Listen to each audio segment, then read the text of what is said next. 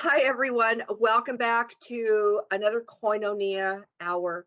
It's been such a long time since I've had a Koinonia Hour, but um, I'm happy to be here today, most especially with Mina Lee Jones.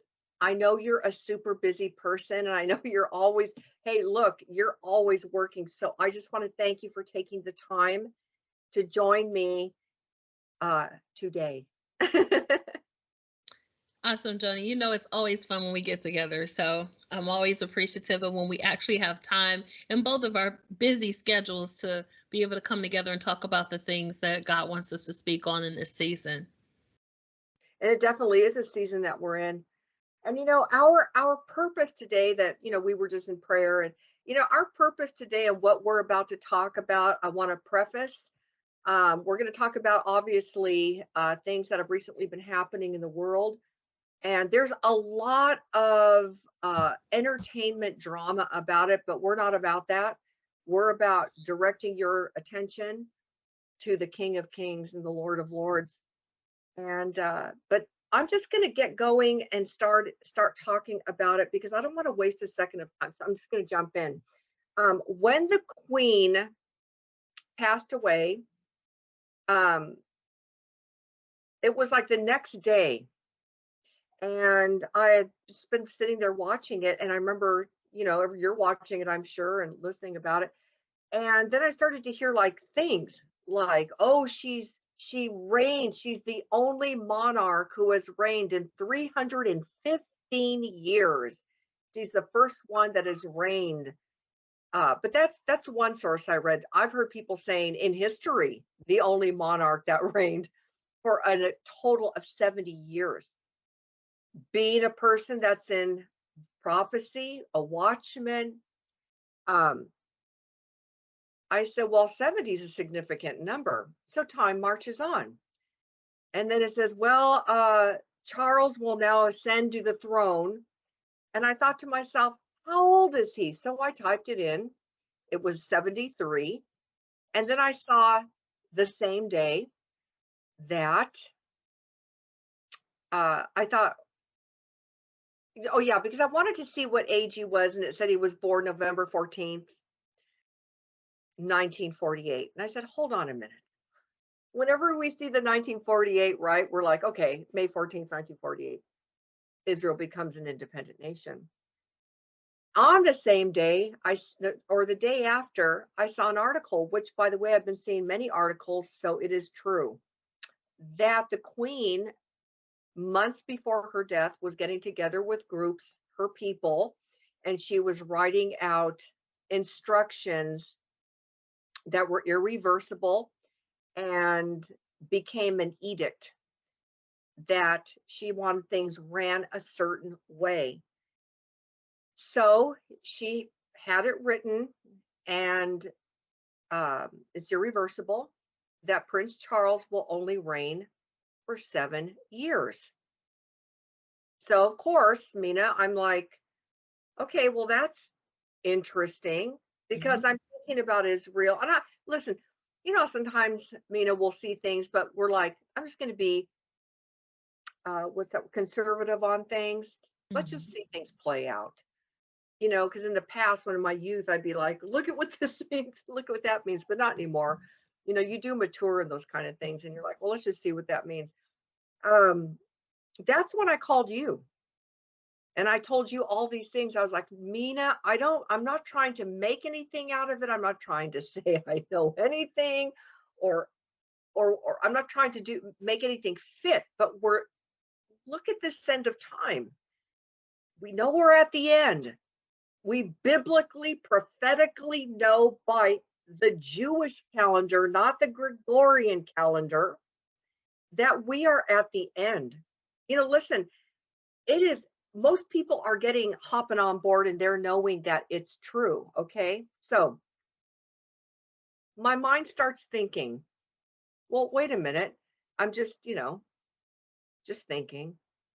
So the Queen dies. He has now 7 years from that day. I don't know. We do know about Daniel's 70th week. kind of things to look at. So after I had said all these things to you, I said, I'm just going to leave all of this with you. I'm going to go do my own research and let's see what you come up with. So you came up with some really fascinating, important information. So I know there's some things I want to hear from it, what you gathered, because I haven't heard yet. So go ahead. Yeah, so like you were just saying, we talked or what have you. Um, I ended up, in fact, I believe it started the day before. The day before the Queen died, we actually spoke. And because you had sent me that article from Israel 365 regarding the train stop in Jerusalem and about them building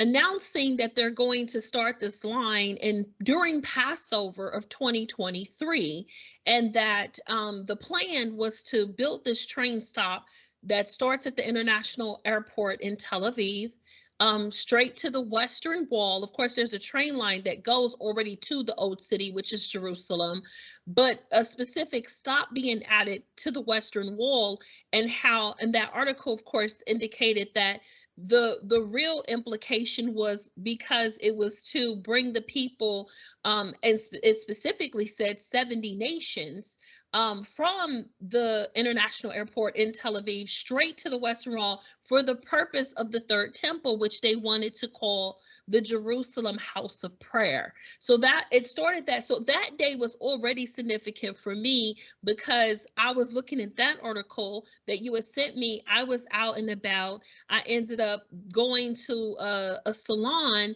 and happened to be at the right place at the right time where television was at, because I don't have TV, I don't have television at home. I don't have like satellite or cable or anything. And on purpose, okay, just had to name that I choose not to have that. But there was breaking news that day because it was the day of the unveiling of the White House portraits for the Obamas, who had not been in the White House since 2017. So then on top of that, and I ended up doing a podcast that day, which was the day before the Queen died. So it's so funny because I'm like, how stuff just kind of happens and it starts what they call catapulting, like and it seems like it started with that. It's the article, then the announcement, then the portraits, and the next day the Queen dies. It's like, all of this stuff is kind of happening at once because I had to also count in the unveiling of the portraits, because if we want to talk about numbers, and some people, let's just start by saying this. The fact is that we know that Christians get obsessed with every little. I mean, Christians sometimes can walk around with just like spectacles on and microscopes, not even binoculars. They're looking for every little sign, every little prophecy. Of course, we know today that Christians, evangelicals specifically, are like, I call them prophecy junkies. They're obsessed with everything. But I always have to remind myself of two things to keep a balance. Yes, Jesus said, keep watch, but people keep watch for the signs. He gave us the signs in Matthew chapter 24, Luke chapter 21, Mark 13. But also, too, remembering that he said that a wicked and a perverse generation is always seeking after a sign. In the 21st century, we are definitely a wicked and perverse generation. I mean, if we want to talk about perversion and wickedness, it definitely abounds, unfortunately, not just in the world, but also in the church. And that says, so like yourself, like you said yourself, you're just kind of like, we hear all this stuff and you see everybody diving in. And I'm one of those people. I'm the person that sits on the hill, and watches and let all the debris settle first, because it's sensationalism. A lot of it is sensationalism. So I wanted to see, and there was just all these arguments, Joanie, on social media. And the arguments were just the wildest things, about, did she go to heaven? Was she human? Was she transhuman? I mean, the wildest stuff, serpents and King Charles or Prince Charles and Prince William and Antichrist. And I'm like, oh, these people are crazy. Like, that's all I kept thinking to myself. So if we're not careful, if we don't use wisdom, and if we're not being still and listen to the still small voice of God. We can get caught up in sensationalism. However, I knew, just like yourself, that what had happened just in those 2 days was significant. Okay, so I steer away from, you know, Queen Elizabeth's personal life and her religious life and whether she's in heaven and hell. Like, that's, I'm not saying that I don't care about someone's soul, but I'm not interested in that because she's gone. Wherever she is, she is. You know what I'm saying? I'm like, I'm not interested in that. But I do know for a fact that her reign was significant, as we talked about. So there's these numbers that are involved. So you mentioned the numbers of Queen Elizabeth, but the day before, we're looking at this train station where it's located, 70 nations, the house of, or Jerusalem House of Prayer is what they want to call the third temple. Then there's the unveiling of the Obamas. It's from, they haven't stepped in the White House since 2017, but interestingly, the whole entire ceremony, if you want to call it that, or meeting, it wasn't even about what was currently happened. They went back 14 years and they kept saying 14 years ago, 14 years ago, 14 years ago. And I'm just like, wait, then we got 14, we got 2017, we got, and then the next day, the queen dies after 70 years. So I'm just like, so my mind is starting to go. I'm like, okay, there's something happening. People don't realize is that God is a great mathematician. And in rabbis in Judaism, in teaching, Jewish scholars and rabbinical studies, they are deep into numbers. I mean, if we look at the Hebrew language as it is, we know that it has a numerical value behind each and every number. There are patterns even in the Torah, and when you look at it from the Hebrew perspective.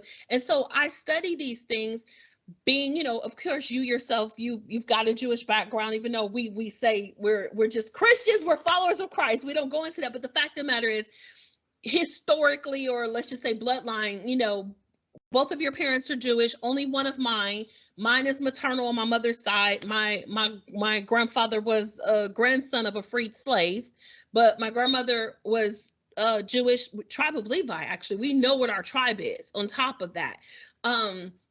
So there's just certain things you can't dismiss in that sense, and looking into that. So I started to dig when you first sent me that article. That's when I started digging. Well, I did this podcast, and then the next day the queen died, and I thought, oh shucks, I should have waited. If I just waited one more day or what have you. But it's fine, because when we talked again, I was like, Joanie, let's just do this. Let's just do this. So my brain is going to go like all over the place. First of all, we talked about the queen. She reigned 70 years. The first thing that comes to my mind about 70 is the generation. I mentioned in Psalm 90, of course. The generation, as David wrote, I think David wrote it. It wasn't Asaph. I think it was David that wrote about 70 years is the average, you know, for some who live good, than 80. So we know that a generation is between 70 and 80 years on average. That's considered a generation. It's not, interestingly, if we look at the Western society today, the average lifespan is between 70 and 80. That is the average lifespan of most people on planet Earth now. As far, that's considered living a good life, even though we know in Genesis, the Lord spoke and said he would shorten man's life to 120 years. There are some rural areas in the Orient or what have you, in certain places in the mountains of South America, where you can find people that get into their hundreds. And it's a natural thing. And I'm sure it's because of how they ate or what have you. Even when we look at the history of the Essenes their average lifespan was like 110 years, you know, or as far as that. But it's a very small scale. For the average today, we typically live between 70 and 80 years. You know, that's our average. So that's marked as a generation according to Psalm, what is it? Psalm 90:10, I believe. Okay. So, and so she reigns for 70 years, which we talked about, but she dies on a Shemitah cycle, because we are ending a Shemitah cycle, during Rosh Hashanah, or I like to use the original word Yom Teruah, which is the blowing of the shofar, at the end of September, basically the end of this month, in 2 weeks, basically is basically where we're heading into Tabernacles. We're heading into High Holy Days just in a matter of a few days from now, which ends a Shemitah year because it started in September of last year. So from September of what we know as the Gregorian calendar 2021 into September of 2022 is a Shemitah cycle. We are also, as we talked about, in the 49th year of going into Jubilee. So I actually thought we were in the 50th year. The 50th year actually starts next year, or according to Israel's calendar, it starts in a few weeks or a couple of days or what have you, because the civil calendar, I believe, is what it's called. They go from September to September, basically from tabernacles to tabernacles, or Teshri to Teshri. But we know biblical or Hebrew calendar is Nisan to Nisan, which is, spring to spring. So they have their religious calendar, they have their civil calendar, what have you. But according to the civil calendar in Israel, we're going into a full 50th Jubilee year of marking of 5783, which according to them starts in a few days. I want to throw something in because I think it's Sure. important, even though it just is a worldly thing. I just thought it was totally interesting that on June 2nd of this year, remember when they threw her a huge 70th year Jubilee? A Jubilee, yes. I thought that was really, really interesting that they called it a Jubilee celebration, because so they were referencing it Jubilee, not according to Hebrew numerology, if you want to call it that, and I'm gonna try to be careful with my words because there's always the spectators out there, but actually what they consider Jubilee of it being 70, the fact that she had reigned for 70 years, they consider that a Jubilee.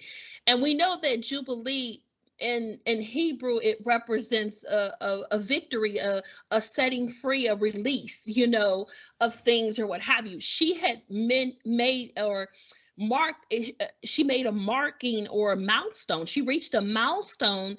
Like you said, we don't know. We've heard that she's the longest reigning monarch ever. Some people say she's just the longest reigning queen as it is, but we know that you said 350 years. Some people saying she's the longest standing queen, period, or what have you. There was a milestone there, and they celebrated it back in June or what have you. So a lot of things. So we've got the 70, we've got Psalm 90:10 that says, the generation 70 years. We have the fact that we're ending the Shemitah cycle, and she leaves this earth before the Shemitah cycle ends, which is very interesting as well. And then we're going into a Jubilee cycle, or not cycle, but an official 50th year of Jubilee as well. Now, she of course didn't make that, but she stayed within that 49-year reign. Actually, she reigned within the Jubilee year, which is really interesting because she reigned within a Jubilee cycle on top of that. So we could count that too if we really wanted to as well. So then there's, again, these are all these numbers. Okay, so I'm throwing out a lot of numbers and, of course, interject at any point. But then you mention this situation with King Charles, or who's Prince Charles that's now finally King Charles. So yes, I did some research. So I have friends in Europe, as you know. I went into England and into Scotland in 2019. I went there to minister. And I have friends there. I have several friends there. I have friends in Scotland. I have friends in Manchester. I have friends in London. And there's some of them are ministers, and others are just, brothers and sisters in Christ or what have you. And so I stay in touch with them on a regular basis. They're like I love these people.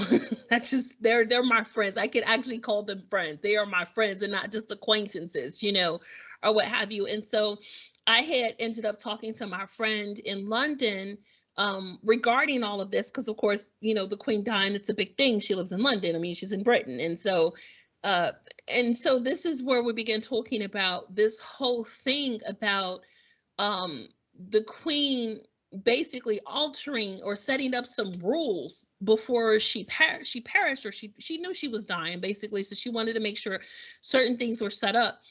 And I did some research on, I know you had sent me some information. I had to do some deep research myself in regards to it, mentioned it to my friend in London who also did some research.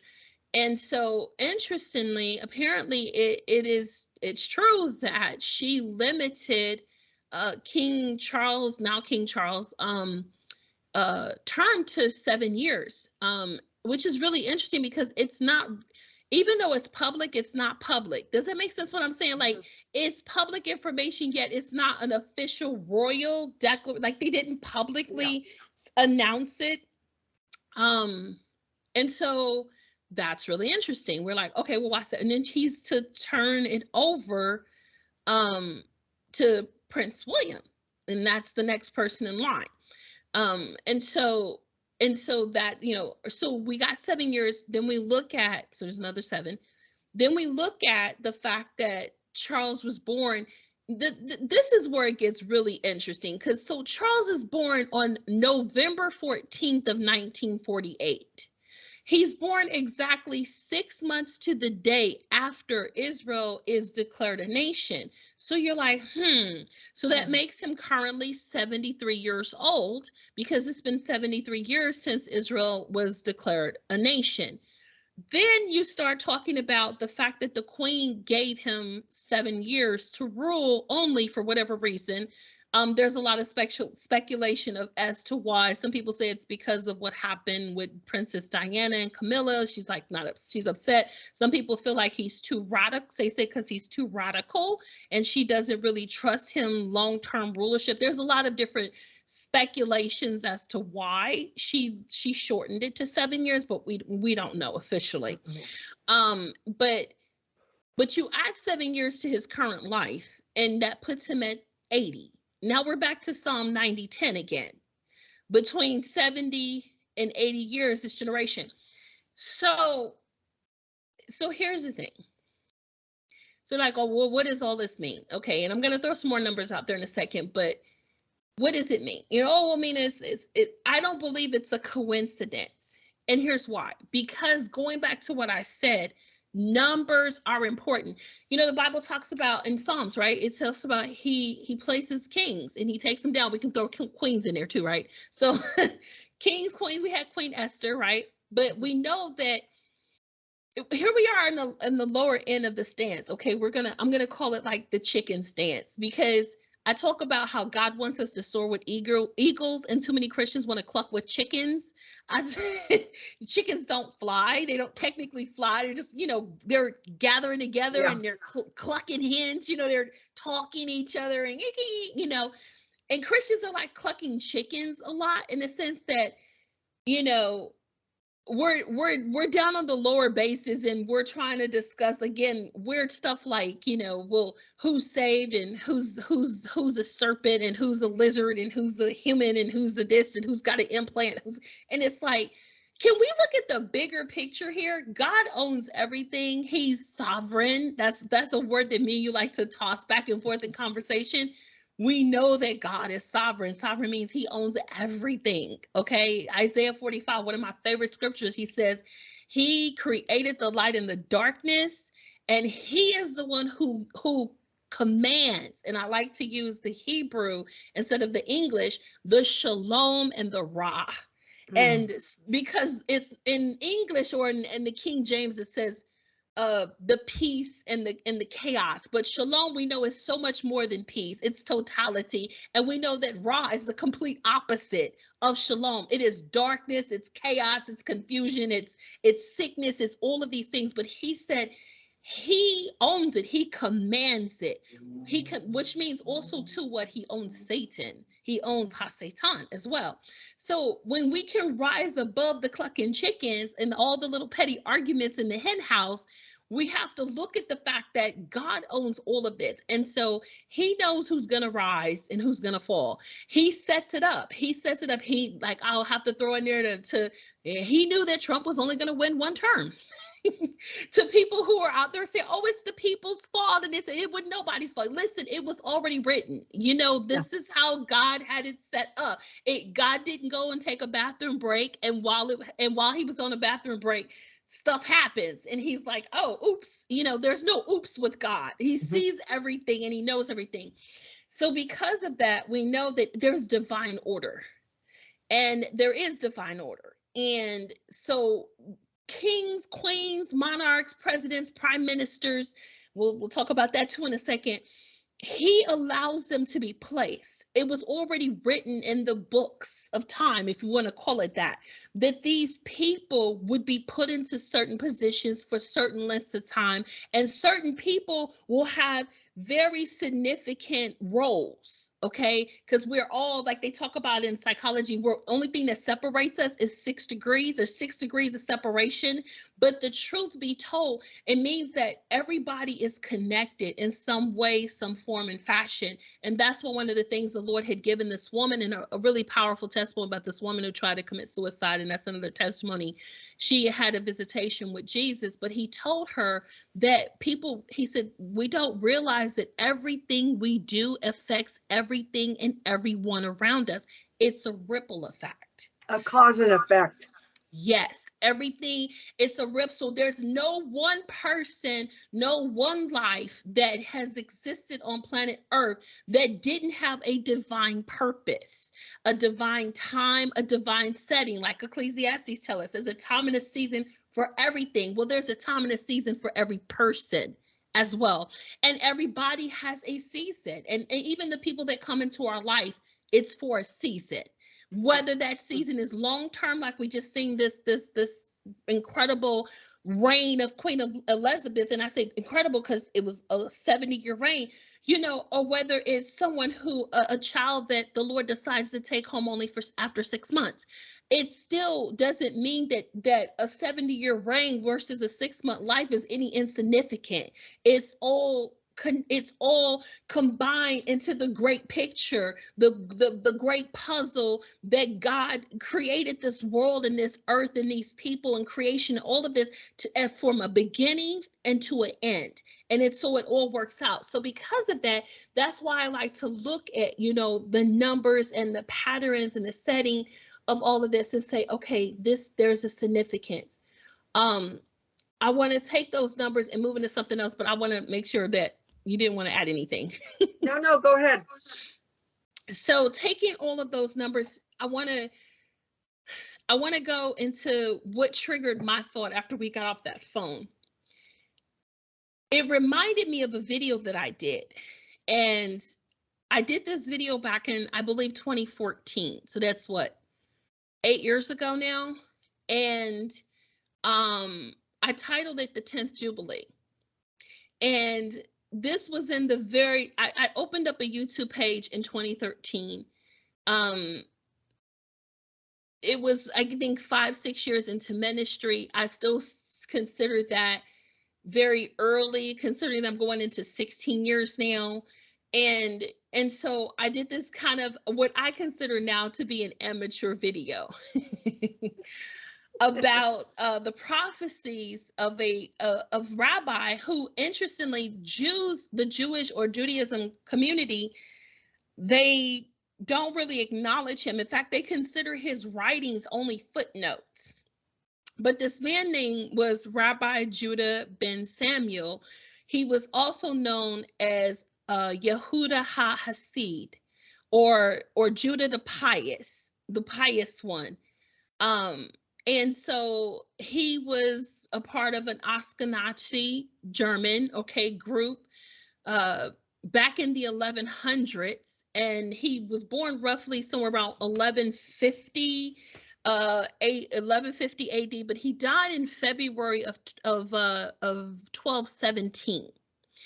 And the thing about Yehuda is that, Rabbi Yehuda, what he had a lot of writings and literatures that are Kabbalistic or Kabbalah or what have you. They're Jewish mysticism, or what have you. So before you write me off on that, again, some people you have to understand it. Well, no, I'm not even going to go there. Some people you just have to understand that you have to find different things in different things. But he's known for a prophecy. And interestingly, this man gives this prophecy the year that he dies. Now, he dies in February of 1217.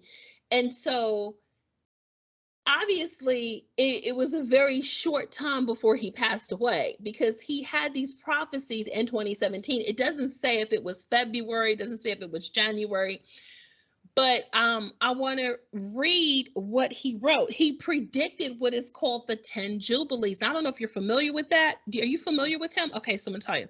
No, I have heard of him before.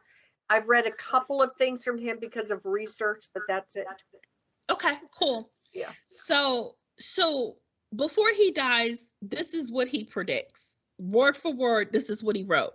He said, when the Ottoman Turks conquered Jerusalem, they will rule over Jerusalem for 8 Jubilees. Afterwards, Jerusalem will become a no man's land for 1 Jubilee.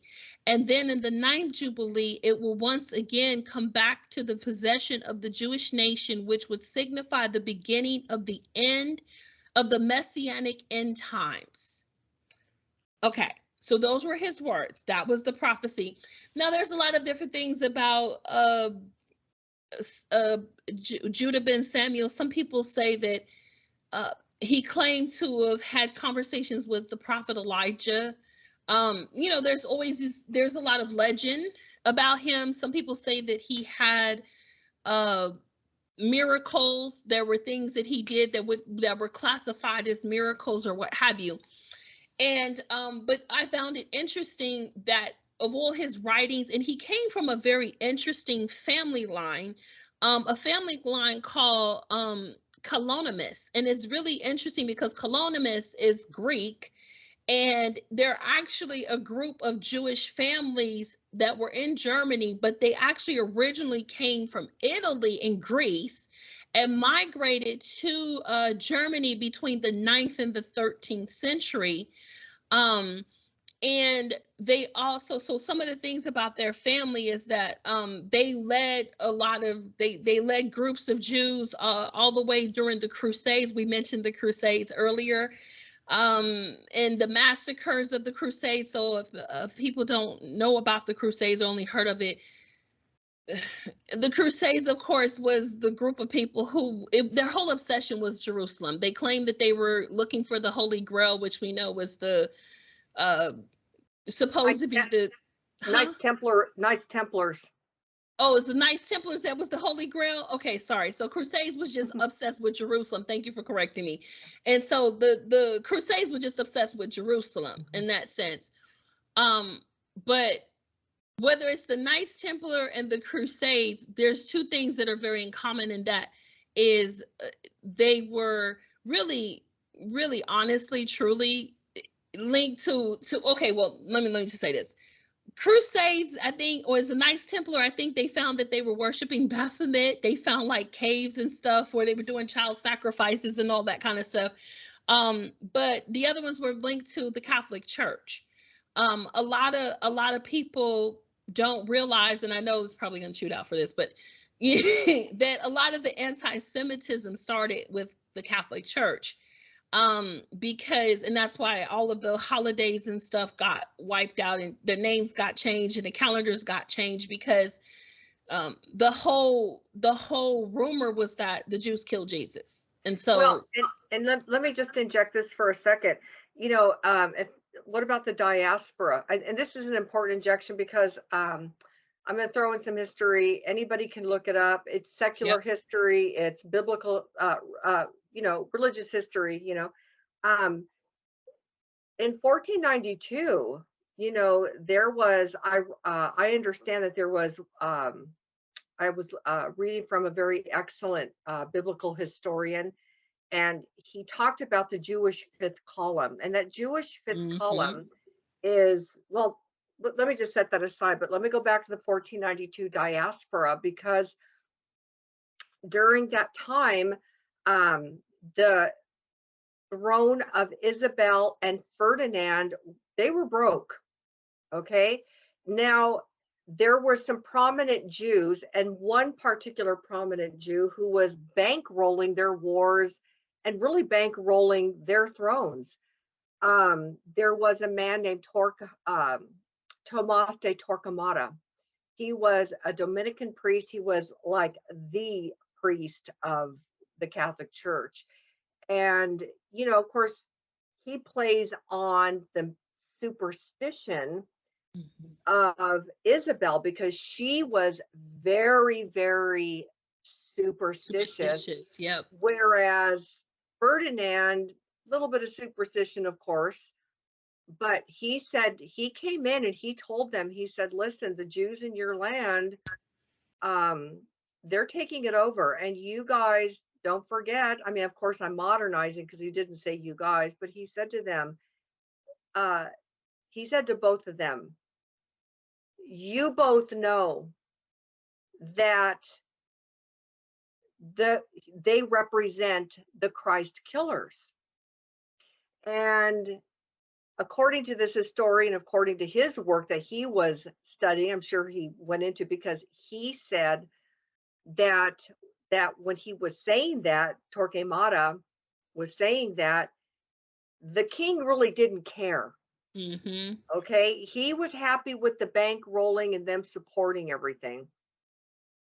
Torquemada, knowing this, he left and come back because he realized nothing was going to be done about it. And he played on her and he said, if you do not rid the people out of this land, you are going to be responsible for the blood of Christ on your hands. Mm-hmm. Therefore, an edict was made that all Jews either become conversos That's or right. Marranos. And That's right. so that's right. And so it was on, so the conversos were your people who have lived there multi-generationally, the Mm-hmm. Jews that came up after the 70 AD Titus, Mm-hmm. Vespasian. They marched those Jews, the southern tribes, Judah and Benjamin, they march them into Spain. So Yep. there's some history there. Yep. Great history. Yeah, So that was what the 1492 was, what you just described was called the Spanish Inquisition. So that's what it exactly was. Yep. right. But there was an edict that they had to leave. They had That's to right. leave. It was And either convert or go. And so some people say that that some of the Jews actually went to who we know today as Christopher Columbus as well, that they also had gone to him. Now that's another story. Some people say that Jewish people were on the Mayflower and other ships or what have you that came into this country.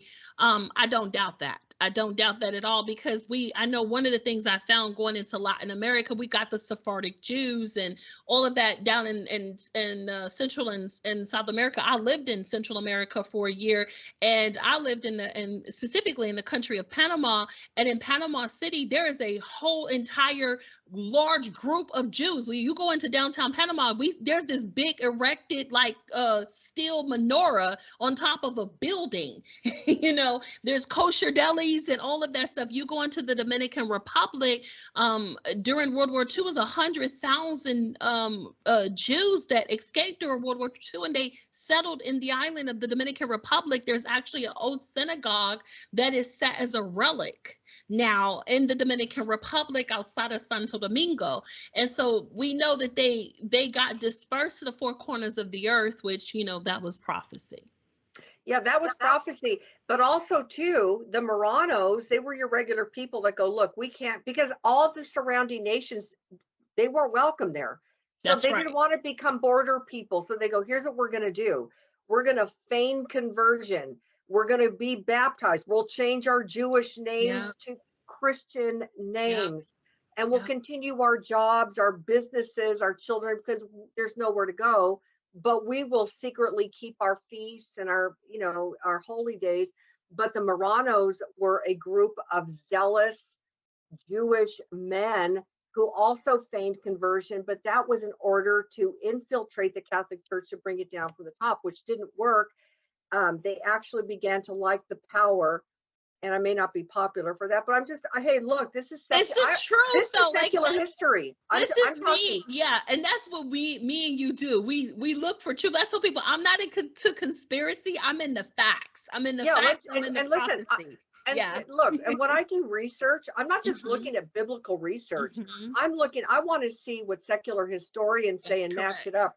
But Yep. one last thing, Ignatius Loyola, his last name was Cohen. Wow. I Okay. didn't know that. Yeah. Yeah. Yeah. And, I mean, our family, my dad's side, just Mhm. as a throw out there for like 2 seconds, Mhm. it's all it deserves. They're from Spain. They're from Toledo, Spain. Um, Wow. yeah. Wow. And on my end, our family, my mother's end there, and I have to say this because you see my skin color. So then people hear that I'm Jewish and they automatically think that I've converted to like the Black Hebrew Israelites. But no, No. my No, that's not right. my No, it's Jewish not true. lineage is actually European as well. It's European. It's not, like I said, my grandfather or my great grandfather. I say grandfather, but it's actually my great grandfather, which is my mother's grandfather. I had to think about that. Was a grandson of a freed slave, and so there was just this mixture of stuff in the Midwest. Or what I have pictures. I have like black and white pictures of. They drove a taxi cab, and it was like a lot of interesting stories that I was told about my family about how they had to hide out as an interracial couple, and they, it was just all of these different things that were going on. Wow. However, the Jews were at one point discriminated against anyway, so they kind of like fit in with the Black people. And during the It's segregation or true. what have you, Hmm. the Jews, the Irish were another group of folks that were hated, And and listen, and what's so funny? I know we're on a little rabbit trail, but yeah. I live in California. The Hmm. Dodgers are up in LA, and there's this place Hmm. called Chavez Ravine. Okay. Hmm. And my family's been here since 1923 and in California and, Hispanic. So one day I was like, I don't know, I just want to do some research on the Chavez Ravine, which is where the Dodger Stadium is. I'm like, what's up with the Chavez Ravine? I did some history. Do you know it's exactly how what the Jews were with the Black people? Like, hey, we're going to hang with you guys. They don't like you. They don't like us. So we'll just be Yep, together. we're gonna just mesh together. That was an actual because That's an everybody's like, actual oh, well, truth. that was like Yep. some little like Nope. illegal little village that the Mexicans built out there. Yeah. And they had their own little cantinas and their Yep. mercados and they had all that. But what they did not add was there was a thick, rich Jewish community that Yep, lived in the in midst the of that, town. exactly. Yeah, and that's how in Chicago was the same thing. In fact, it was something that ran in our family. On my mother's side of the family, it was like, well, the story was if you get in trouble, my great grandmother would say, go to the Jew, they'll help you. And you're like, oh, why? But that was the thing, and so Chicago had a very big Jewish community. In fact, unfortunately, there was a slang term for another area in Chicago. It was actually called Jewtown, which was around when I was a kid, and I think they closed it down in the 90s or what have you. But it was an area where there was a lot of shops and so on and so forth. And I grew up in the Hyde Park, University of Chicago area, which had a lot of Jewish and a lot of Italian people, and that's where I grew up on the south side near the lake, on the lakefront. So anyways, that's a little bit of my history, or both of Let's our go history, back. or what have you, in that sense. So going back, oh wait, I do want to add one thing. You were mentioning about what was going on in Spain, that led to the Spanish Inquisition of 1492, as we were talking about. So interestingly, you talk about the converts, what have you. So this is why the Jewish people don't really pay attention to the writings of Judas ben Samuel, because he was Ashkenazi. So interestingly, the Ashkenazis were also like that. They were the ones who kind of converted and then incorporated Christianity Yeah. into their traditions and their teachings. And so because of that, again, what he represented is not a main reference in Judaism, because they were known as the people that kind of blended Christianity into their Jew. And I've actually heard people say that Ashkenazi Jews are not real Jews or what have you. And they say, and people have said it for lots of like racist things or what have you. But the truth be told, to some of the other Jewish sects, it has to do with the fact that this particular group and this particular family, again, and their family lineages, they kind of were into mysticism, and they had incorporated a lot of like Christian, incorporation, tainting, if you want to call it that. And so they were overlooked in that sense. But this man, again, predicted what was called the 10 Jubilees that interestingly came to pass. So I want to go down that timeline because, again, I'm going to tie this in to why I feel like this is all really significant about what has happened in the last 2 weeks as far as, monarchs and all of this stuff is going on. So again, he talked about 10 Jubilees. The first part was that he said, and I just got my note here, so if I'm looking down, it's because of that. When the Ottoman Turks conquered Jerusalem, they will rule over Jerusalem for 8 Jubilees. So we know that the Ottoman Turks, which is now in modern day Turkey, after Rome and all of that got depleted, because Rome owned a big part of Europe. They went as far west as Britannia, which is currently Britain, but they conquered all of northern Africa, all the way like Libya and all of that area, Egypt, all of that, and of course what we consider the Middle East, which was Israel at that time, Judea, Palestine later on is what they called it. But then the Ottoman Turks also was an incredible empire that ruled, and they also ruled northern Africa, but they also went into what was now called Spain and Portugal, which actually at that time was called Cordova, before it was called Spain and Portugal. And so so they had a really big empire, but they also too conquered Jerusalem specifically because, of course, after Rome laid it to waste, of course, we're talking about Titus, and of course the book of Josephus mentions all of that stuff. It laid away a desolate land. Jerusalem always had its few occupiers. Jerusalem was never uninhabited. That's the interesting part about this. Jerusalem was never uninhabited. And a lot of people don't know that Jerusalem first was habited by the Jebusites, The Jebusites is where Jerusalem originated from before it was conquered by the Jews in that sense. But so even when it was laid as a wasteland after it was burned down, there was always a group of true bloodline Jews that inhabited Jerusalem, even through the Crusades or what have you. But the land itself was called Palestine. And then that's why the whole argument, is like, oh, the Palestinians, we know that's not true. But they changed it to Palestine because it was formerly called Judea. That entire land, as we know, has gone through multiple name changes. Capitally. Yes, because in the Old Testament, Judah was to the south and Israel was to the north, and then you had Samaria, and then all of that. It's been all of these geographical changes with Jerusalem being continuous in that sense.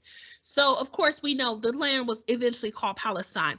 So the Ottoman Turks took control of Jerusalem in the year 1517.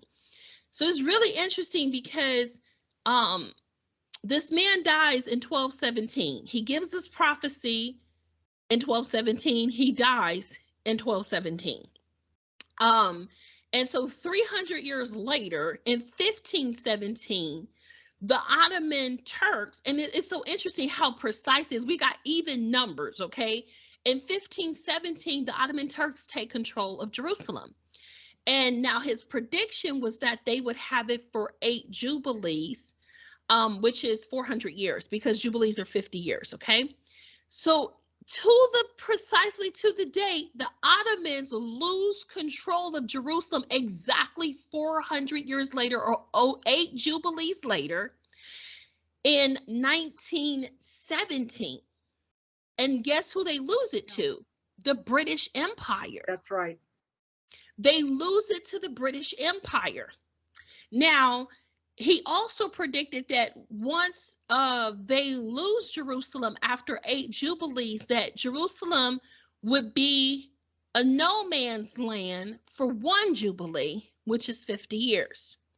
Now, he wasn't talking about Palestine, Judea, Israel. He was specifically talking about Jerusalem, the holy city. So we know that Israel became a nation in 1948. We're fully aware of that, right?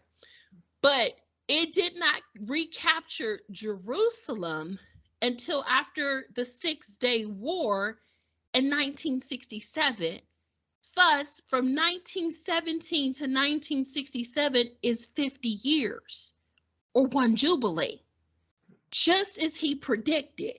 Okay, so he says that he predicts that no man's land will be for one Jubilee.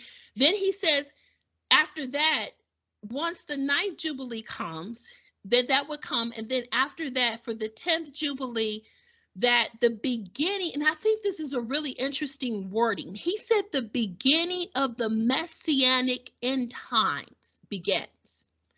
So the 10th Jubilee became 50 years after 1967, which is when Israel reclaimed Jerusalem. Well, 50 years from there was 2017. Okay, so that marked it as the 10th Jubilee. Okay, so he declares or prophesies that after, when the 10th Jubilee came, which marked it for 2017, that would begin the time of the messianic end times. And it's just so interesting because some people have said, well, he prophesied that the Messiah would come. Now we know that the Jews, whether they're Hasidic, Sephardic, Orthodox, what have you, or ultra Orthodox, there's all these different ones, right? The conservative, the liberal, all of this stuff. They don't believe that Yeshua is Mashiach. Okay, we know that. No, unless they're messianic, okay, and then that's a whole nother, they're really converted at that point, unless they're messianic. So we know that the Mashiach that they're looking for actually plays parallel to what Daniel chapter 9 references in Revelation chapter 13 references as the beast, because we know that the wrath or the great tribulation, as everybody gets divides it up into different names, or what we call in the Old Testament Jacob's trouble, is the reign of the beast in Jerusalem. He reigns. 70th week of Daniel. Exactly. He reigns. And so with the 70th week, of course, mentioned in Daniel 9, he confirms a covenant with many for 1 week. Then he breaks that covenant in the middle of the week. And then Daniel begins to, or the angel begins to tell Daniel about once that covenant is broken, basically all hell breaks loose is what he's talking about. Then, of course, we know that's parallel to what Jesus talks about in Matthew chapter 24, when he references Daniel 9 and says, look, when you see the abomination of desolation mentioned by Daniel, he says, tell Judea to flee into the mountains. And then he goes and pray that you're go on. Well, yeah, I mean, standing where it ought not, meaning he enters into the third temple, in case people don't realize. So maybe just explain to them, because if there's somebody who's kind of learning right now, they're like, yeah, go ahead and explain it. Well, yeah, because there's a third temple that's built, and of course, the antichrist, he's allowing everybody, go ahead, worship whoever you want, do whatever you want, religious freedom, go for it. But in the middle of that week, that prophetic 70th week after 1,260 days, this is Revelation chapter 13, he has an image that is built to himself, and they set it up in the Holy of Holies, and he declares himself to be God. At that point, the Jews that are in the temple at that time, that's when they know, when you see it, run. That's when in Matthew 24, he's saying, and let he that is in the field, let him not turn back to get anything out of his house. And he that's on the housetop, let him not just go.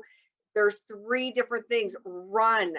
And that's when we see that those Jews, those remaining Jews, and that's when at that point, Jerusalem is surrounded by his armies. They're fleeing to Petra, which is in Jordan. But I don't want to go any further in that, but I just want them to know about that moment where the Jews realize, wait a minute, this person is Right, because he's given that rule for 42 months, 1,260 days, 3.5 years times time and a half. It's all that, like, we got all these different versions of it. Yeah. But interesting too is when we go back to one chapter into Revelation chapter 12, and there's the vision that John has. He talks about that woman, and the woman in who represents Israel, Yeah. and she's fleeing into the wilderness where God has prepared a place for her for 1,260 days. So I feel like that will be those who are paying attention to that prophecy in Daniel, even if they never picked up a New Testament book or Bible, you know what I'm saying? But if they know the writings of the prophets, then they'll say, wait, well, that's not a good thing, you know what I'm saying? And flee.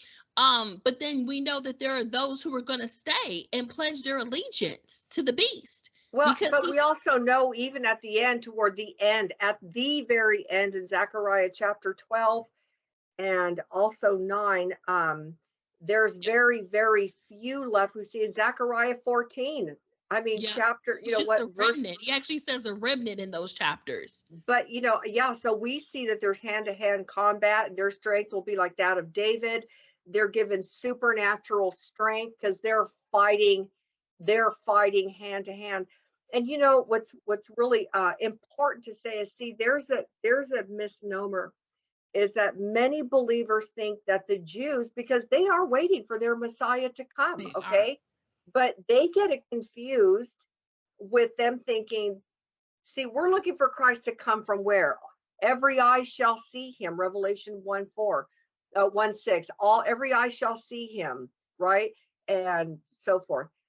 They think, see, we know he's coming in the second coming, where the every eye shall see him, right? We know Zechariah says that in Zechariah chapter They no, will in see him, and they will 12. they said they will see him whom they pierce, and they will mourn. Mourn, right? It says the house of David apart and their wives apart, the house of Nathan apart, their wives apart, and so on. And then a fountain is opened up in Israel for sin and uncleanness, right? For all the people. But what's important to say is, they're not looking for their Messiah to come from heaven. They're looking for a man. That's correct. Okay, so there's a big difference, and that's important because, see, they're looking for, and so here comes this man, right? And so we're looking for the man, the Messiah. Their Messiah already came, and he's coming back again. And so, but without getting into any more of that, I just say it's important for people to know that they're looking for a human man. That's to correct. come. That's right. They're not looking lineage. for him. Right. They're not looking for him to come back in the clouds like we know. That's right. It's a human form of someone who's born, or what have you. So taking all of that and tying it into this rabbi saying that after the 10th Jubilee, that the messianic era of the end will begin. So I saw how some people, okay, so let me go back to pick on Western Christians again. Okay, Western, because it's just the truth. We're about truth, right? We have this ideology. It's called the microwave. I call it the microwave popcorn prophecy. So like the microwave was invented. I forget when it was invented, but the microwave was invented in maybe the 70s, the 60s or 70s, so that you can cook your food faster, right? And so then TV dinners were created, and then everybody was flopped in front of a television with TV dinners, and everything went down tubes after that. So the idea is that you put it in the microwave, you pop on for 1 minute, 2 minutes, bing, it's done, right? And so we have this like microwave popcorn mentality when it comes to prophecy. And so when we look for something, we're like, well, it has to happen at this time, in this way, at this place, and these particular people at this particular second on this particular date. And then if it doesn't, then we toss it in the trash. I find that to be really interesting, because one of the things the Lord had recently spoken to me, I was actually talking to the Lord when he had me to revisit the testimony and prophecies of Dimitri Duduman, who had been given prophecies about America in 1984, and I was a little girl at that time, and how the churches that he went into are churches of ministers that actually have stood face to face and talked to over the phone over the years. And I know with some of these ministers who's in the churches that are still standing today, they're teaching, their stance, their focus is completely the opposite of what Dimitri Duduman was warning us about all the way back in the 80s, from the beginning of mid 80s into the late 90s, because he passed away in the late 90s. I think he passed away in 97, I believe, if I'm not mistaken. And it's like, I was talking to the Lord a couple weeks ago, and I was just like, Lord, how can we forget, what you sent him here to tell us is, and I was thinking about David Wilkerson. I said, he told us, the vision that he had in 1973, I think it was, we were told, and the Lord had spoke to me, and he said, I caused them to forget. And he gives me this scripture, and I'm not going to go deep into it, but I remembered that. I said, he said he caused them to forget. And just as he allowed Israel's eyes to be blinded and ears to be deafened, and that's the prophecy going back to why they missed Mashiach, right? He allowed them. Isaiah predicted that they would have eyes that didn't see and ears that didn't hear, lest they recognize and be healed, in that sense. And so the Lord was saying, I allowed the American church to be blinded and deafened to this so that the prophecies would come to pass. So I was thinking about that in regards to this prophecy, because what I noticed is that, there was all of this big stuff going on, before Trump became president. There were so many more Christians that were on board about the fact that we were in the end times, and people were looking at the prophecies of Ben Yehuda, or Yehuda ben Samuel. They were looking at the tetrads, the blood moons, the signs in the heavens, like all of these different things, okay? And yet when those years came and passed, or a new president got into office, it's like we forgot. It's like we went to sleep and like, oh, well, that doesn't apply anymore. The man didn't say that Mashiach would come in 2017. He said there would be 10 Jubilees, which he predicted that precisely. It precisely came to pass. And he said after the 10th Jubilee, which marked it, the beginning, after that, which was 2017, that would begin the error, as he said, of the messianic end times. Okay. So that didn't mean that the Messiah or the Antichrist, whichever one you want to play with it, that was going to come in 2017. Yeah, I saw people writing that. I saw people posting that. I saw people say, well, he didn't. And I'm like, oh my God, because we have this microwave popcorn mentality. This is not what that man said. He said that would be a marking. So I want to point out 2017 and why it was so cotton picking significant in that sense. So we go back to 2017. First and foremost, some very powerful things happened in 2017 that's tied into this, that still is linked to the British Army, to all of this stuff. The first thing, do you remember how they had that UN, what did they call it? The United Nations Security Council. You remember when Obama went out with a bang? Remember, Trump wins in November of 2016. And so Obama gets to stay in office until inauguration, which was like January 17th or January 19th of 2017, I think it was. So remember, he goes to that UN council and he, for the first time, abstains from voting, or that veto for Israel, declaring that Israel needed to return to its 1967 borders. Remember that? I do. Because that was a big stink. So he goes out with this bang. He makes his stance, his declaration. Well, then a month after that was the Paris Peace Conference, again, 2017. And right before the inauguration of President Trump, then President Trump, and John Kerry goes, and there's this whole entire Paris Peace Conference summit is all about what? The peace in the Middle East. And there, enforcing the fact that Israel and the Palestinians need to come to a two-state solution. Now, the Paris Peace Conference was on January 15th of 2017. So very big markings in history, because we're talking about 2017, right? So also, we know that that's the year that Trump becomes president. So what does Trump do?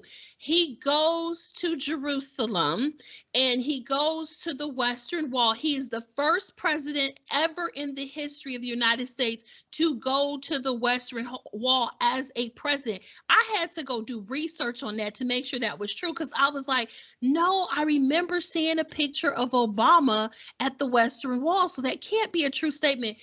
Listen, and I know we're having this conversation. Like, I know, like, girl, let me tell you.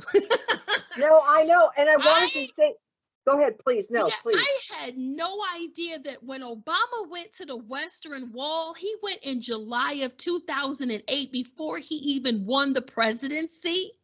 He visited Jerusalem and the Western Wall, and he puts a prayer. You know how they go into Jerusalem and you fold up your little prayers? The Western Wall is only for men. Well, they have a men and a women's side. I take that back. But the women's side is like off to the right in a small corner. Right. But mostly it's the men that are allowed at the Western Wall.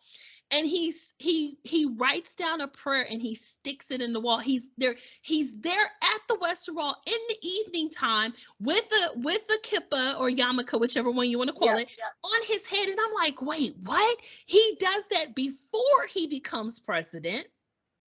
He tells someone that he puts his prayer in the wall, and then he never visited the Western Wall again. So anyways, I had to throw that in there because that blew my mind away. Because I was like, why did he go before he became? That's a whole nother story. Okay. So anyway, so Trump becomes the first president to go to the Western Wall. Also 2017. What also happens in 2017? On December 6th of 2017 is the announcement where Trump recognizes Jerusalem as the capital of Israel, and they begin to make a preparation to move the U.S. Embassy from Tel Aviv to Jerusalem. So these are all extremely significant moves, okay, for Israel. They're stair-steppers, but notice it happens when? At the 10th Jubilee. Just as Rabbi Judah predicted, marking the beginning. He said it would be the beginning of the Messianic era. And I know for a fact, and I don't know about, and I think you'll agree with me, that those things that happened in 2017 were very significant in the spirit, and they were very significant in the natural when it came to Israel. Marking, and so we know that Trump goes into office, of course, for 4 years, and then he's gone. But the thing is that he leaves, and then you know, we're not going to get into all the Trump and all of that. But now we're at the point where the Queen passes away at the 70th year marking. Mind you, remember, the Ottoman Empire loses Jerusalem to who? The British Army, the British government, the British kingdom. And that is when the Balfour Declaration is the written. Part that I wanted you to talk about. Yes. So the Balfour Declaration was a public statement issued by the British government in 1917 during the First World War. So this is all during World War I, which the Ottoman Turks was a part of that whole World War I battle, okay? They were announcing officially the support for the establishment of a natural or national home for Jewish people. So a lot of people think it all happened in 1948. No, it began in 1917. And it started with the British Kingdom, okay? And so, and they called it Palestine at the time. The declaration was contained in a letter that was dated November 2nd of 1917 from the United Kingdom's Foreign Secretary, Arthur Balfour. That's why it's called the Balfour Declaration. But check this out. It was him and Lord Rothschild. That's right.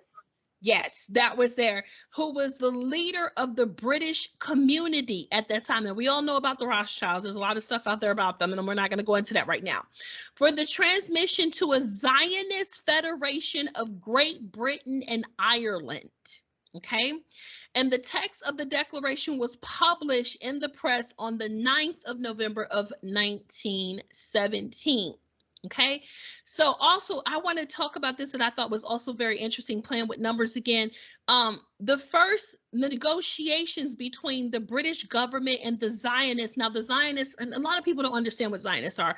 The Zionists is a group of officials, whether it's government, royalty, what have you, that believed in a sovereign nation for Jewish people, a Zionist movement. Okay, so there's a lot of people who are consider themselves Zionists, like Henry Kissinger and George Soros, and you're like, okay, yeah, those are bad people.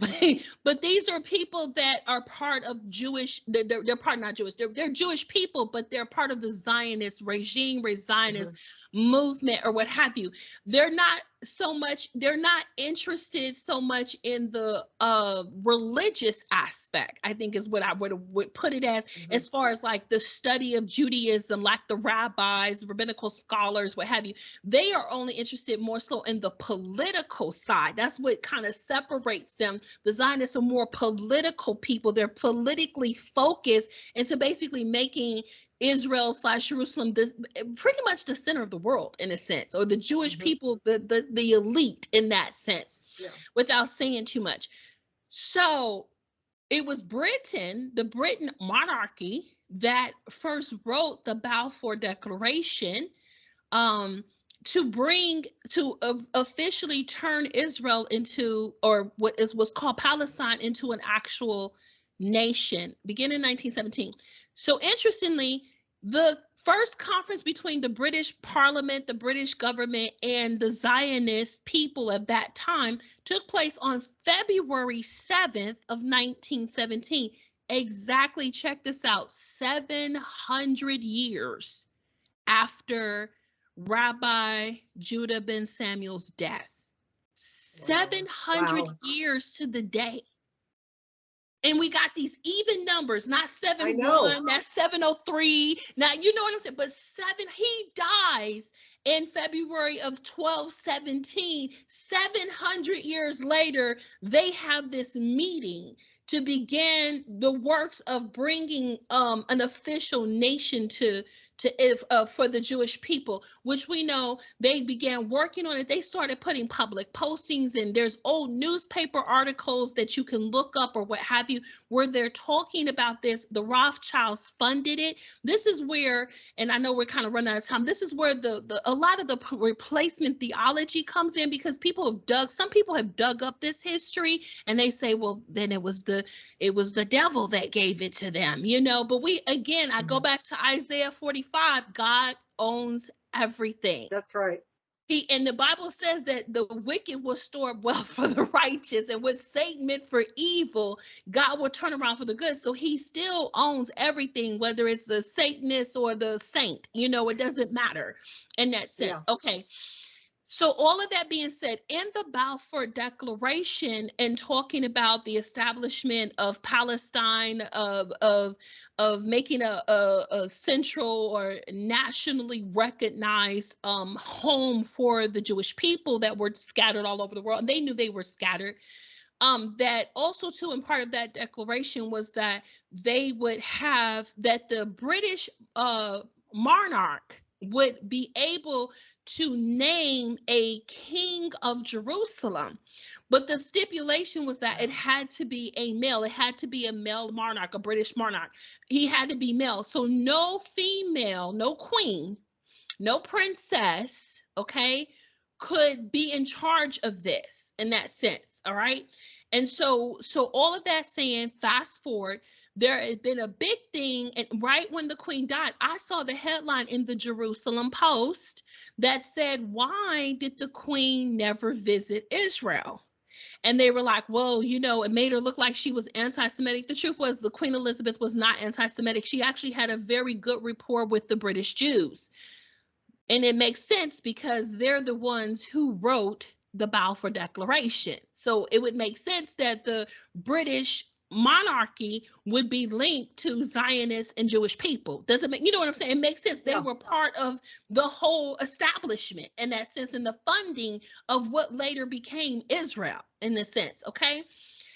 But the reason why, and if you look at it, she sent like the Dutch, she sent the Prince, she sent Prince Charles, she sent Prince William went, but she never went. And it has to do with the fact that in the agreement that a female was not allowed to go into Jerusalem. It had to be a male monarch. But the interesting thing too is that now that she's gone, and again she reigned for 70 years, and now we have a king again, and then however long he lasts, there's another king, because it would be Prince William. There's no princesses that are in the... he's a king of fierce countenance. Mm-hmm.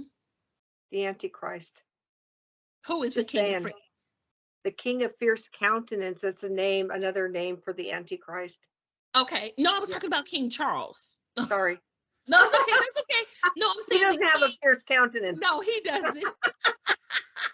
I'm sorry for interrupting. Continue. No, that's fine. I was like, well, yeah, no, the king, the current king, Charles, who was Prince Charles, and now he has, Prince William would be his successor. I'm saying there's no princesses, there's no queens in that recent lineup. Okay. He actually, him or Prince William, whichever one, will have the authority to name a ruler over specifically Jerusalem. I want to throw in one more thing. I know we're running out of time. Here's something, Joanie, that fried my brain. So there was a princess, Princess Alice of Battenberg. She lived from 1885 to 1969. This is the mother-in-law of Queen Elizabeth. You're happy. I was like, that Philip's mother. Yes. So yes, Philip's mother, who was Queen Elizabeth's husband. So, like nobody liked to talk about her. So interestingly, this woman, and you can, in her other title, if you all want to go do some research on her, was called Princess Andrew. Okay, now that's her other title. Princess Andrew is the same person as Princess Alice of Battenberg. So long story short, she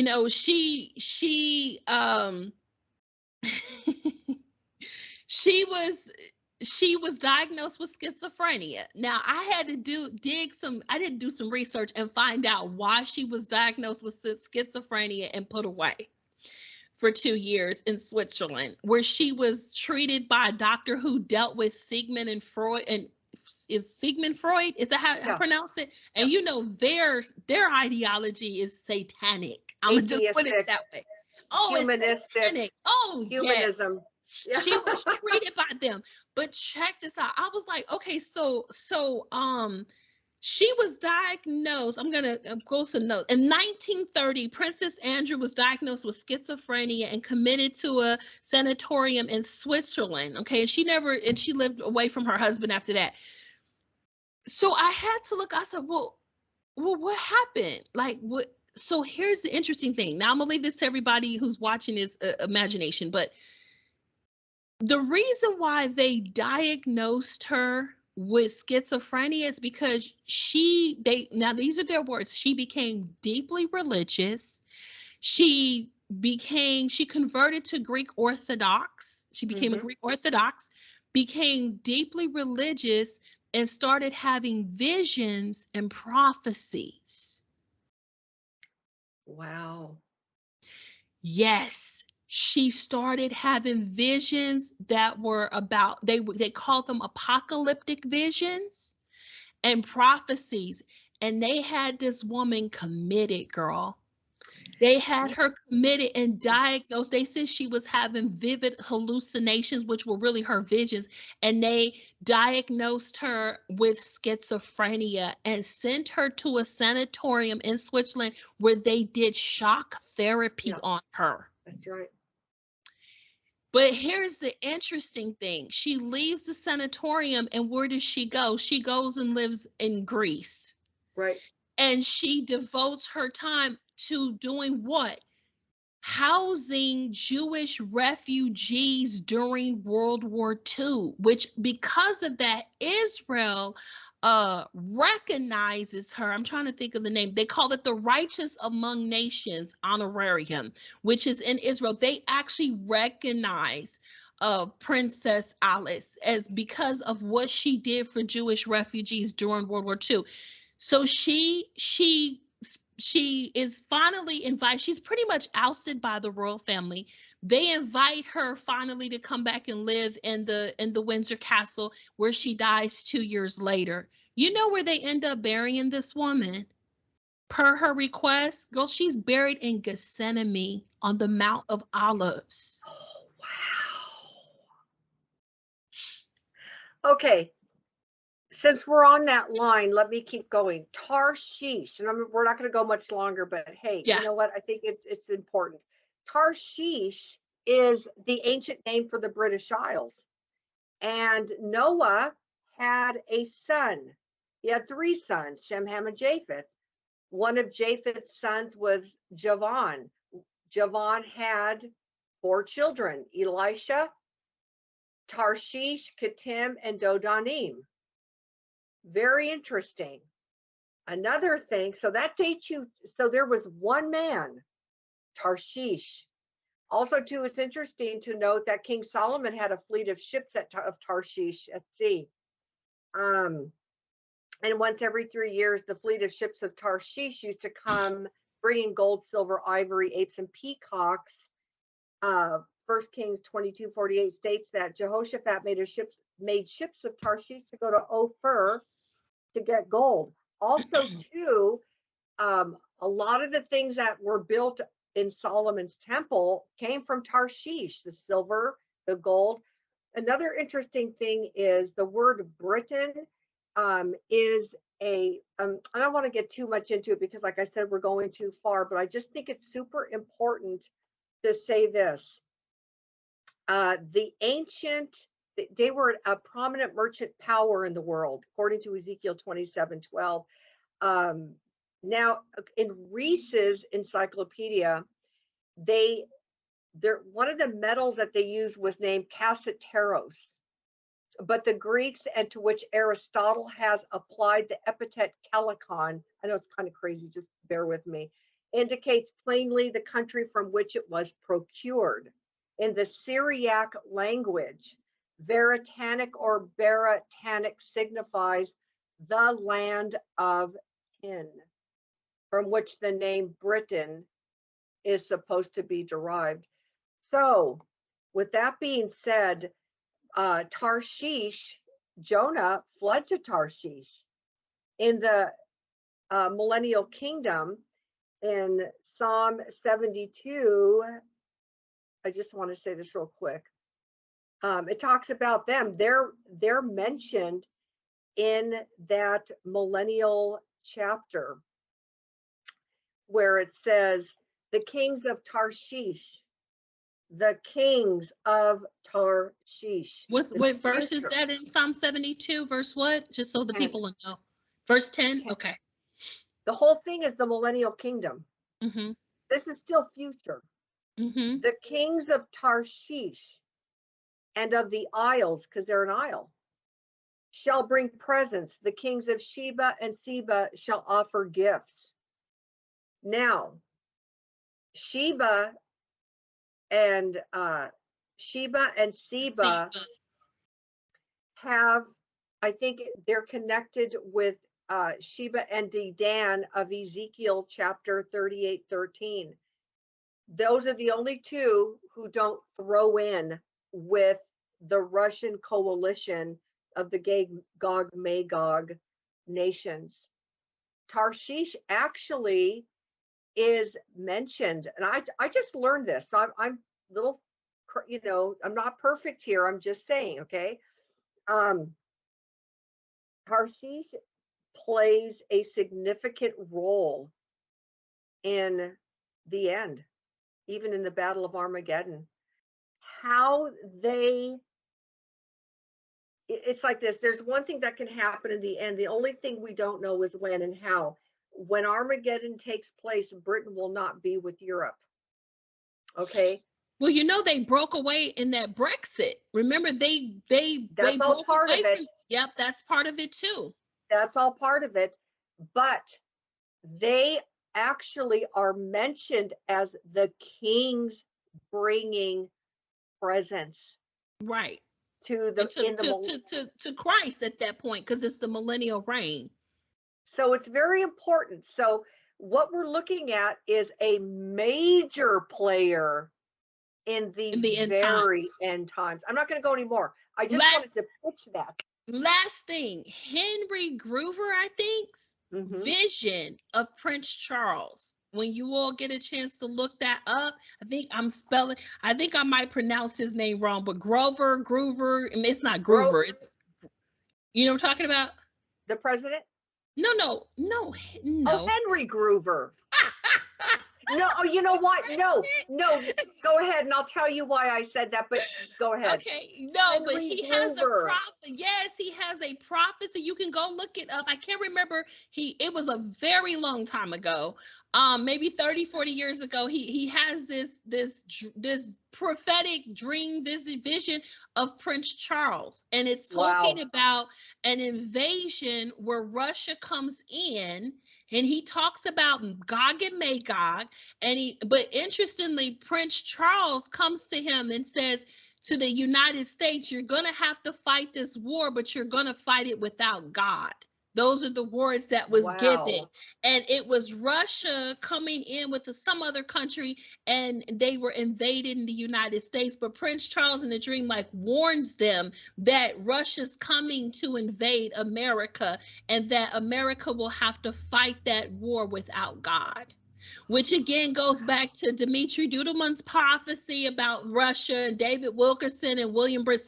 There's so many people who saw an invasion of America. I've seen it, and there are others who have seen it that say the bear and even the dragon, which represents China, will come in and invade us. But when people get a chance, look him up in his prophecy regarding Prince Charles. But he talks about how he tells them you will have to fight this war without God. Ooh. The reason why I did the Grover Cleveland thing is because I did some research, and I had learned this a long time ago, but I just remembered yesterday, and I'm so glad I remembered now. And I did research on this years ago, like really excellent research. So it's not like, I read an article. No, I went into the blood lineage of the presidents. 43 of our U.S. presidents had a direct blood lineage to the royal throne. The royal throne, yes. So did Obama. Clinton had the most, but I'm just saying, so you have to see kings. When they talk about kings, when Jesus says he is the King of Kings, he is the Lord of Lords, and we're looking as far back as a man named Tarshish that came from Noah. See what I'm saying? God had a plan. God had an ancient redemption plan, and it started with a man. Now I'm going to do more research into this man Tarshish, see what I come up with. So I'm not going to go any further. And when you look at that, I want you to go into the Testament of the Patriarchs. I don't know if you're familiar with that. It's like Dead Sea Scrolls or what have you, because in there you will find like I'm going to call it a testament, but I'm not sure if that's the proper term for it. And it's not an apocrypha. It's a testament of Noah, where he has a prophetic dream regarding his 3 sons. It's really, really interesting. Yes, and this is part of the Testament of Patriarchs is part of the Dead Sea Scroll collections. And where he has the angel of the Lord, this is post-flood, basically lets him know about where his sons are going to go. And it's the prediction that I've known for years, that the descendants of Japheth would be conquerors, and that we know the European armies or what have you, they conquered the world. They did. Those are the Japhetic nations. They are the Japhetic nations, and yes, but it was given to him, and that about basically that the Messiah would come from Shem. But also it talks about him, because we know Nimrod, who was the father of all pagan religions, came as a descendant of Ham. He was the grandson of Ham, the son of Cush. as Right. well. But also, too, interestingly, I'll say this and we'll end it, we'll just wet their whiskers, is that the Antichrist would come from the descendants of Ham. Very So look interesting. that up. Very interesting. And just so I could say this too, in the last thing, I read a very interesting article from a man who has, like, I think he was a PhD in ancestral, in the, in antiquity, ancestral antiquity tracing. And he said that the Obama traced his bloodline to King Tirhaka of Ethiopia. But do you also know that his mother's bloodline is also from the tribe Jewish. of Dan? The tribe of Dan specifically, which was eliminated out of the 444,000 in Right. Revelation chapter Right, 7. because Manasseh takes his place. That's correct. But Because go on. well, I was going to say, because in Numbers chapter 2 Mhm. is the setup, right? The temples, the tent of meeting is in the middle, and then it said, okay, Judah goes first. There's Judah, Levi. Okay, there's three tribes. They're the closest to the tent, and then it's like tree rings, they go out. So Dan is mentioned last in Numbers chapter 2, and Judah's mentioned first. The tents of Judah shall go first. However, in Ezekiel chapter 47, in the millennial reign setup, it says, and the tribe of Dan is mentioned first. That's correct. And then in addition to that, They're restored. I'm sorry, go on. In the prophecy of Dan in Genesis, Jacob says that Dan is like the serpent that lies at the side of the road and bites the heel of the horse so that the rider falls backwards. And the Mazareth, and maybe I shouldn't say that, the Masoretic Mazareth, text. the Mazaroth, that's mentioned in Job. Oh, are you talking about the Mazaroth? Constellations? The constellation. Dan is under the symbol of the scorpion, the scorpion as well. So remember, it's a lot and remember, Jesus even says, "You brood of vipers." Remember, he called them, like, I mean, I know you and we can go on and on and on, but you wet everybody's whiskers. That is for sure. So, anyways, I just hope you guys. We know it's long. It's an hour and 30 minutes, but you know what? Sometimes, when the Holy Spirit is flowing, good teaching is flowing. Shut it off and come back to it. I mean, if you're going to watch this and pass it on, because this is stuff, you can wet, like Mina just said, it'll wet your whiskers. And really what she means by that, go do your own research. Exactly. Go. Be good Bereans. Study the scriptures. Dig in. Don't stick in one stream. The Holy Spirit is the teacher. He means for you to learn these things. He wants you to know the time that you're living in. He wants you to have understanding of the times, like tribe of Issachar. They had understanding of the times that Israel may know what they are to do, and they were all attentive to them. So be intelligent, know where you're at in prophecy, and be careful that you're not going with every wind of this and that and everything else. Be strong, be rooted and grounded in the word. Let the Holy Spirit, the teacher, be the beginning and the ending of your education. Like Mina was saying in the beginning, everybody's like, oh, I saw this and this happened, and I know it, number here, number there. Listen, God he is a mathematic, he's fathomless, but he pretty much let us know everything that's going on. And students, it's like, it is a treasure hunt, because you're going to read stuff in the Bible where you're reading along and all of a sudden something doesn't make sense. That's because it's a treasure hunt. And the true student, if you have a heart for study, the Holy Spirit means for you to understand where you're living in, because we believe with all of our hearts, and not just because we definitely want it to happen. We know where we're at. We know that the church age is it's ending. It is at the end. So be strong in the Lord. Be upright. Get away from crazy. I mean, because even it's always one last thing. I saw all these people going, oh, the Lord prophesied to me and told me 3 days ago that the queen would die. It's like all these people 10 days before, the night before, the Holy Spirit revealed to me the queen would die. I'm like, look, everybody in the world knew the queen was going to die. So don't listen to all of that. Be very careful because there's a million false prophecies out there. Be rooted and grounded in his word. That's Amen. all I got. That's all I got for you guys. Until next time. But Mina, thank you so much for being on. I want to have you back on again soon. And I'm going to leave your Faithful Walk Healing Ministries website link below. .com. That's it. .com. And also, too, you put out a recent podcast because you're no longer doing Watchmen on the Wall, on telephone, like Conferences, right. conference. But I love it in a way so much better. It's more, you can concentrate better because I listen to that message. So make sure you guys, what's the name of that message again? It is our Watchmen on the Wall, episode 1 and episode 2, but episode 2 is called The Changing of the Guard. You can find us on Anchor. You can find us on Spotify. You can find us on Apple Podcasts and Google Podcasts. You would just have to do a search under Faithful Walk Healing Ministries. But episode 2 is The Changing of the Guard, where I talk about some of the things that we mentioned here today. You know what I'll do? I'll just go ahead for their convenience. I'm just going to add both of those links, all Okay. 3 links, faithfulwalkhealingministries.com, and then the 2 links to the podcast. That way they don't have to go searching. And if they want anything more, they can go do that. But that'll be good for them. Okay, you guys, God bless you. Thank you again, Mina. Shalom. Go with the Lord. Shalom.